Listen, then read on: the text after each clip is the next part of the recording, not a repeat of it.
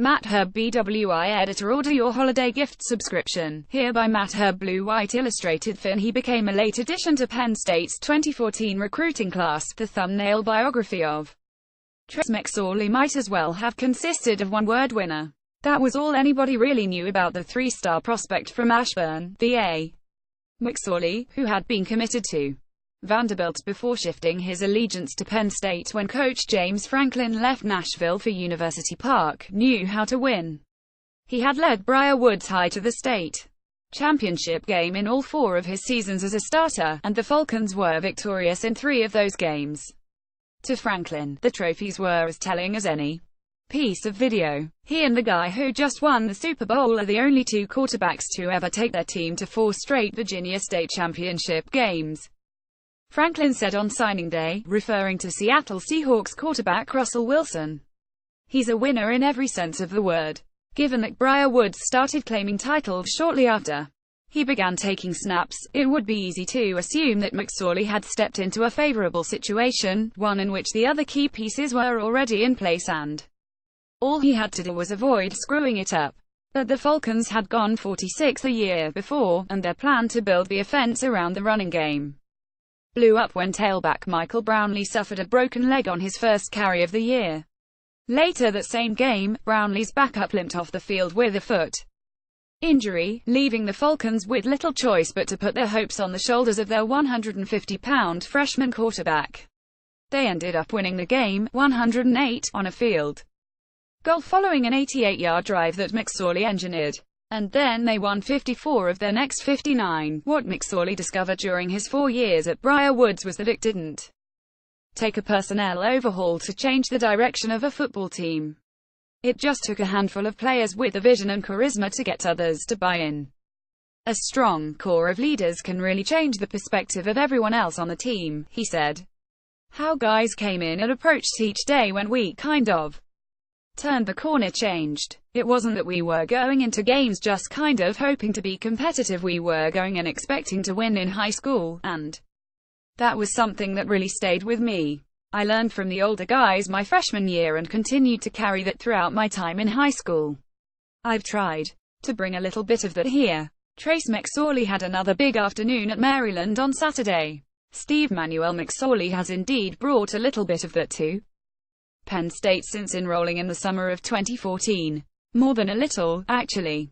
Finishing off the Nittany Lions' regular season at Maryland, he went 215 in his 2 seasons as a starter and has led the Lions to a Big Ten championship as a redshirt sophomore by throwing for 384 yards in a comeback victory over Wisconsin in the league title game. In helping thrust Penn State back into the national spotlight, McSorley has put himself in elite company.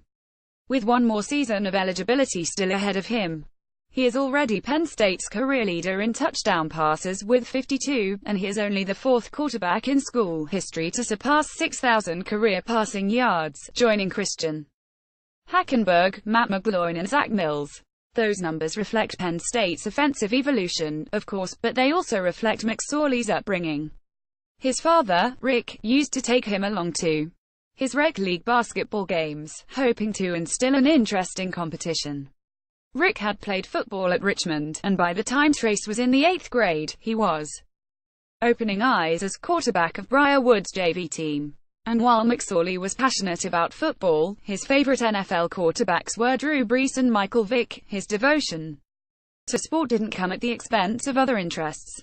He was also a 4.0 student who could often be found volunteering at youth football camps in the area, or taking part in charity fundraisers. He has continued his community involvement at Penn State, where he is co-president along with linebacker Jason Cabinder of the Nittany Lions chapter of Uplifting Athletes, and he has also continued to win football games. McSorley's numbers have translated into the kind of team success that the program hasn't enjoyed since Joe Paterno's later career resurgence a decade ago. There was the league championship last year, only the 4th in the program's history. And now that Penn State has won 10 games this year, it is first time since 200,809 that the team has posted double-digit victory totals in consecutive seasons. And yet, he and his teammates have done such a thorough job of changing attitudes over the past 2 years that the team's victories have only served to leave a lot of people wanting even more. Penn State's surge has reawakened a craving for the kind of success that it used to enjoy during Paterno's glory days, the kind that seemed unattainable for a while after the NCAA levied its sanctions in 2012. The Nittany Lions have fallen just short of the loftiest goals, losing to Southern Cal in the Rose Bowl on a late field goal in the final game of the 2016 season and dropping games to Ohio State and Michigan State this fall by a combined total of 4 points. Those two regular season losses ended any hope of a return to the Big Ten championship game. McSorley finds motivation in moments like those. The photo gallery on his phone includes a shot from the final game of his high school career. It was the Virginia 5A championship, and Briar Woods let a 15-point halftime lead slip away in a 3,528 loss to LC Bird. McSorley threw for 255 yards and 3 touchdowns, and he also had 10 tackles and an interception on defense, but the Falcons still fell short. Why hold on to such an agonizing memory? Because I never want to feel that way again, he told USA Today earlier this year. Inevitably, though, as a player in one of the most competitive conferences in the Football Bowl subdivision, McSorley has had to find a way of coping with defeat. What's more, he's had to accept that he's going to play an outsized role in the team's fortunes, good and bad. Penn State's offensive scheme calls on him to take shots downfield, and while the risk-reward calculus has mostly worked in the Lions' favor, it's not a foolproof system. In 3 of the team's 5 losses over the past 2 years, to Pitt, Southern Cal and Michigan State, fourth-quarter interceptions have had a big impact on the outcome. Following the Lions' 2,724 loss at Michigan State, McSorley found himself searching for answers in the post-game media room. He said he wasn't surprised by the Spartans' game plan or their tenacity or toughness. They're a great program, so I'm not stunned, he said. My personal feeling is more of anger. I just feel like that's not me with the turnovers. The following week against Rutgers, he threw for 2 touchdowns and ran for another, and he didn't toss any interceptions. It wasn't enough to get the Lions back into Big Ten title contention, but it did burnish the postseason credentials, and it showed that McSorley's sense of determination hadn't wavered in the aftermath of the team's mid-season swoon. That wasn't at all surprising. One of the telltale characteristics of a winner is a willingness to keep fighting. Order your holiday gift subscription. Hear what else is in the latest issue of Blue White Illustrated's magazine. Let's take a closer look at some of the feature stories, news and notes. HerbBWI We've got yet another issue packed with football feature stories.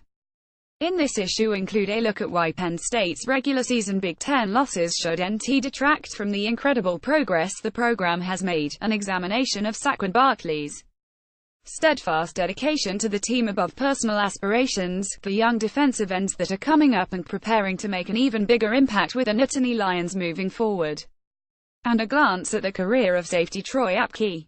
Phil's corner setbacks may have hindered Barkley's opportunity to bring home the Heisman hardware, but BWI publisher Phil Gross still considers the junior running back to be among the Nittany Lions' all-time greats.